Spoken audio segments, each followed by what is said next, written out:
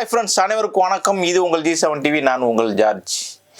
இன்னைக்கு திரை விமர்சனத்தில் மதகஜ ராஜா தியேட்டரில் செம்ம போட்டுக்கிட்டு இருக்குங்க.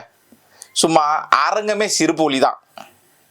மக்கள் லாஜிக்காவது ஒன்றாவது கவலை மறந்து சிரிக்கிறாங்க. அதுதான் வேணும். கொடுத்த காசுக்கு திருப்தியான படம். பெருசாக அந்த லாஜிக்கெலாம் எதுவுமே பார்க்கவே கிடையாது. அந்த மாதிரி சம்பவம் செஞ்சுருக்காரு சுந்தர்சி இந்த படத்தில். 12 வருடத்துக்கு பிறகு இப்படி இந்த ஒரு படம் சூப்பர் ஹிட் கொடுக்குமா அப்படின்ற ஒரு பெரிய ஆச்சரியம்தான். இதே இந்த படம் 12 வருடத்துக்கு முன்னாடி ரிலீஸ் ஆகியிருந்தா வரலட்சுமி தாங்க லேடி சூப்பர் ஸ்டாராக வந்திருப்பாங்க. அந்த மாதிரி தன்னுடைய அழகை அள்ளி தெளிச்சிருக்காங்க இந்த படத்தில்.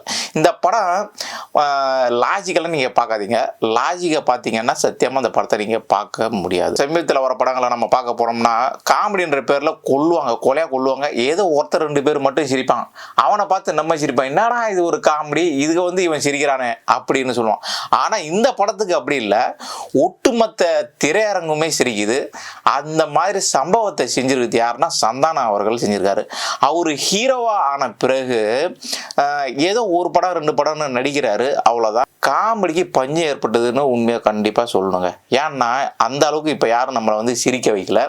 அந்த அளவுக்கு காமெடிக்கு பஞ்சம் அப்படிங்கிறது இந்த படத்தை போய் பார்த்த பிறகு தான் நமக்கு தெரியுது. அவ்வளோ என்டர்டைன்மெண்ட்டாக இருக்குது. எல்லாமே குழந்தைங்கள்லேருந்து பெரியவங்க வரைக்கும் அவ்வளோ ஊந்து சிரிக்கிறாங்க. காமெடி தான் படம் ஃபுல்லாக. கிளாமரை அள்ளி தெளிச்சிருக்காங்க. எப்படின்னா வரலட்சுமி பயங்கரமான கிளாமர் ஓவர்னு சொல்லலாம். அந்த வகையில் வரலட்சுமி ஒரு பக்கம் கிளாமரை காட்ட நீங்கள் மட்டும்தான் காட்டுவீங்களா அப்படின்னு சொல்லிட்டு அஞ்சலியும் போட்டி போட்டுக்கிட்டு தன்னுடைய கிளாமரை அள்ளி தெளிச்சு விட்டுருக்காங்க. சரி, இவங்க 2 பேரும் தான் கிளாமரில் அள்ளி தெளித்து காமிச்சிருக்காங்கன்னு பார்த்தா நீங்கள் மட்டும்தான் காட்டுவீங்களா, நானும் காட்டுறேன் பாரு அப்படின்ட்டு சதாவும் போட்டி போட்டுக்கொண்டு கிளாமரை காமிச்சிருக்காங்க.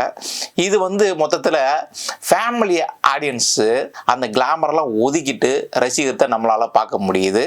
பசங்க இந்த கிளாமரையும் காமெடியும் ஒருங்கிணைஞ்சு கொண்டாட்டம் போடுவதை நம்ம தேட்டரில் பார்த்தோம்.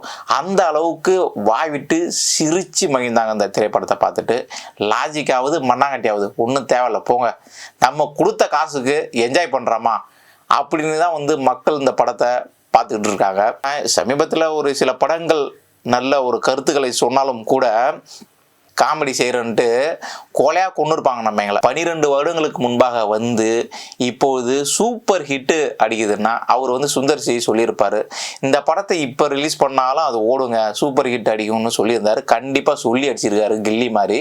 கவலையை மறந்து என்ஜாயாக போய் இந்த படத்தை பார்க்கணுன்னு நினச்சிங்கன்னா போய் பார்க்கலாம். மற்றபடி கிளாமர் ஓவராக தான் இருக்குது. இது ஃபேமிலி ஆடியன்ஸும் குழந்தைங்களும் எல்லாமே தான் வராங்க. ஆனால் அவங்க அந்த சம்பவத்தை எல்லாத்தையும் மறந்துடுறாங்க. ஏன்னா அவங்களுக்கு சந்தானம் பயங்கரமாக காமெடி பண்ணியிருக்காரு. அதனால் அது மறைஞ்சிடுது.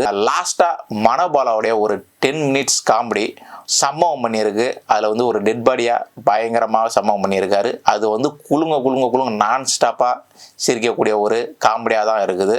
ஒரு கிளாமர் காமெடி படம். நல்லாவே சிரிச்சிட்டு வரலாம். போய் என்ஜாய் பண்ணுங்கள். தியேட்டருக்கு போகிற ஆடியன்ஸுக்கு திகட்ட சக்கரை பொங்கலும் கரும்பையும் கொடுத்துருக்காரு இயக்குனர் சுந்தர்சி. நன்றி, வணக்கம்.